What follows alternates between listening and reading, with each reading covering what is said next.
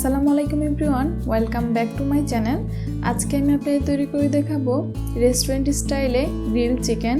বাসায় কিভাবে চুলাতে খুব সহজে এই গ্রিল চিকেনটি তৈরি করে নিতে পারেন সেই রেসিপিটি শেয়ার করব। আশা করছি রেসিপিটি ভালো লাগবে। রেসিপিটি ভালো লেগে থাকলে ভিডিওটিতে লাইক দেওয়ার অনুরোধ রইল। আরও এরকম নতুন নতুন রেসিপি পেতে প্লিজ চ্যানেলটি সাবস্ক্রাইব করে পাশেই থাকবেন। তো চলুন দেখে নিই রেসিপিটি। আমি এখানে 1 কেজি পরিমাণের একটি মুরগি ভালো করে পরিষ্কার করে নিয়েছি। এখন একটা ছুরির সাহায্যে মুরগির মাংসের দিকগুলো ভালো করে ছিঁড়ে নেব। আমি এরকম ডিপ করে কেটে নিয়েছি, এতে করে মশলাগুলো চিকেনের মধ্যে ভালো করে ঢুকে যাবে। এখন মশলাটা তৈরি করে নেব। এর জন্য নিয়ে নিয়েছি 1 টেবিল চামচ আদা বাটা, 1 টেবিল চামচ রসুন বাটা।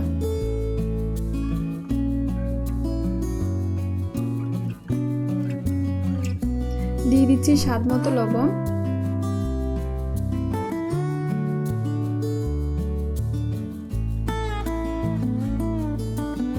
দিয়ে দিচ্ছি 1/3 কাপ টক দই। আমি টক দইটাকে ভালো করে ফেটিয়ে নিয়েছি। দিয়ে দিচ্ছি 1 টেবিল চামচ মরিচের গুঁড়ো,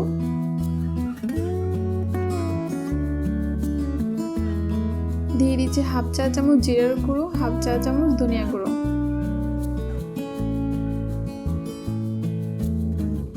দিয়ে দিচ্ছি 2 চা চামচ গরম মশলা,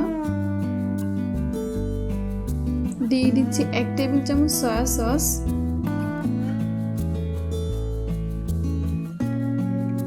দিয়ে দিচ্ছি 1 টেবিল চামচ টমেটো সস,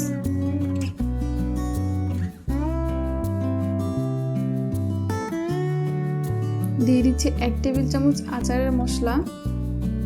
আমি এখানে জলপাইয়ের আচারের মশলাটা ব্যবহার করেছি।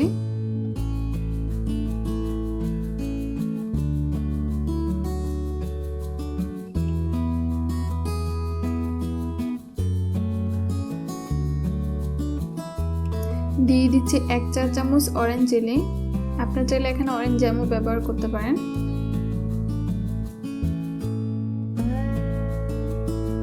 দিয়ে দিচ্ছি 2 টেবিল চামচ লেবুর রস,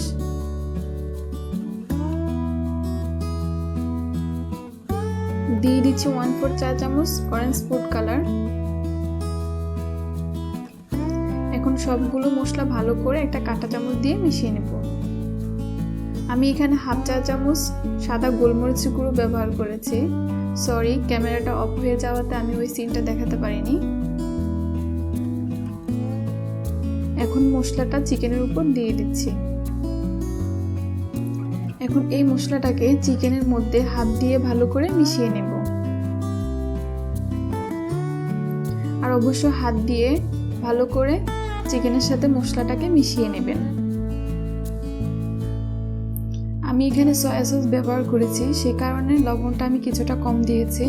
সয়া সস ব্যবহার করলে লবণের পরিমাণটা কম দিবেন, কারণ সয়া সসে অলরেডি লবণ থাকে। দিয়ে দিচ্ছি 2 টেবিল চামচ সরিষার তেল।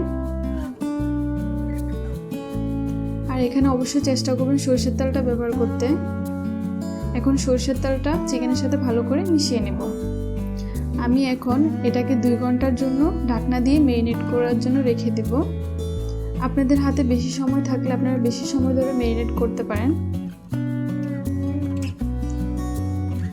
2 ঘন্টা পর আমি চিকেনের উপর থেকে মশলাটাকে ছাড়িয়ে নিচ্ছি। এখন একটা সুতা দিয়ে চিকেনের 2টা পা ভালো করে বেঁধে দিচ্ছি।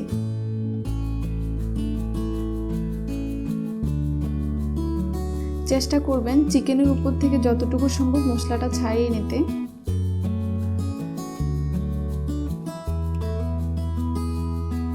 এখন চুলে একটি প্যান বসিয়ে দিয়ে দিচ্ছি 1/3 কাপ সরিষার তেল, দিয়ে দিচ্ছি চিকেনটা। এই সময় চুলার জালটা থাকবে মিডিয়াম লোতে। ঢাকনা দিয়ে ঢেকে দিব 5 মিনিটের জন্য। 5 মিনিট পর আমি চিকেনটাকে এখন উল্টে দিচ্ছি।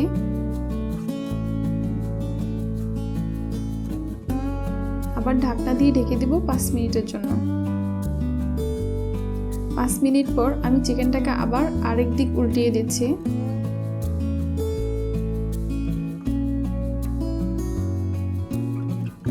আবার ঢাকনা দিয়ে ঢেকে দিব 5 মিনিটের জন্য।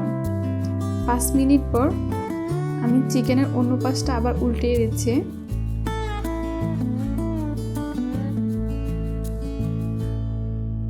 আবার ঢাকনা দিয়ে ঢেকে দিব 5 মিনিটের জন্য।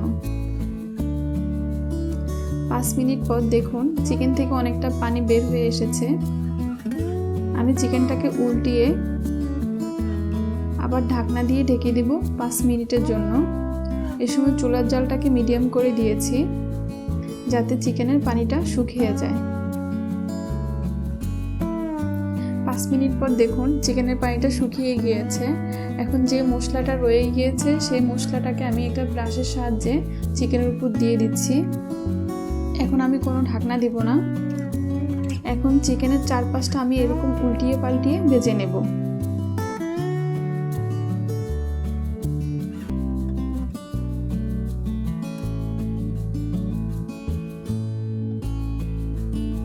আর একটু মশলা চিকেনের উপর দিয়ে দিচ্ছি।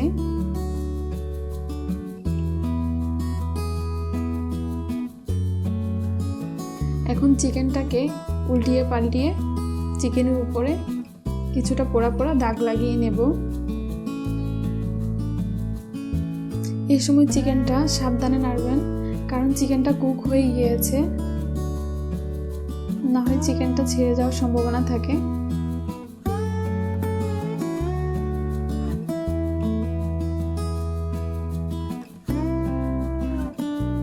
এখন চিকেনের চারপাশটা এরকম পোড়া পোড়া একটু দাগ করে নেব।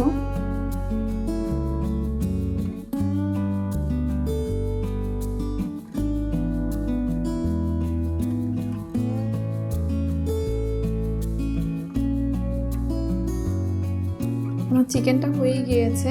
এখন আমি এটা চুলা থেকে নামিয়ে নেব। যে পাত্রে চিকেনটা তৈরি করেছি সেই পাত্রে আগে থেকে যে মশলাটা রয়ে গিয়েছে সেই মশলাটা দিয়ে দিচ্ছি।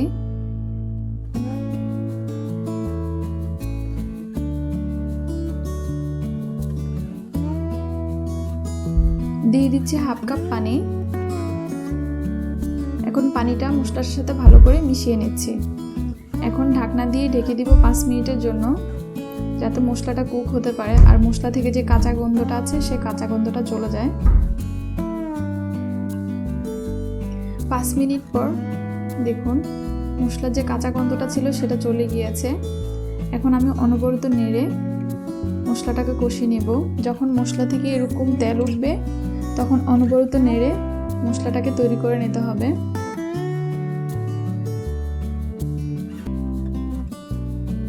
আমার মশলাটা হয়ে গিয়েছে, দেখুন আমি এখন মশলাটাকে চুলা থেকে নামিয়ে নেব।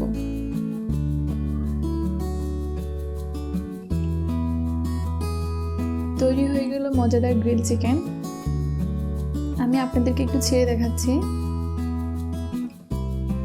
দেখুন চিকেনটা কতটা পারফেক্টলি সিদ্ধ হয়ে গিয়েছে আর কতটা জুসি হয়েছে। আশা করছি রেসিপিটি ভালো লেগেছে। রেসিপি ভালো লেগে থাকলে আপনারাও বাসায় খুব সহজে এটি ট্রাই করতে পারেন। আর আমার রেসিপিটি ভালো লেগে থাকলে এরকম আর নতুন নতুন রেসিপি পেতে প্লিজ আমার চ্যানেলটি সাবস্ক্রাইব করে পাশেই থাকবেন। এতক্ষণ ভিডিওটি দেখার জন্য অসংখ্য ধন্যবাদ। আজকের মতো এখানেই বিদায় নিচ্ছি। আল্লাহ হাফেজ।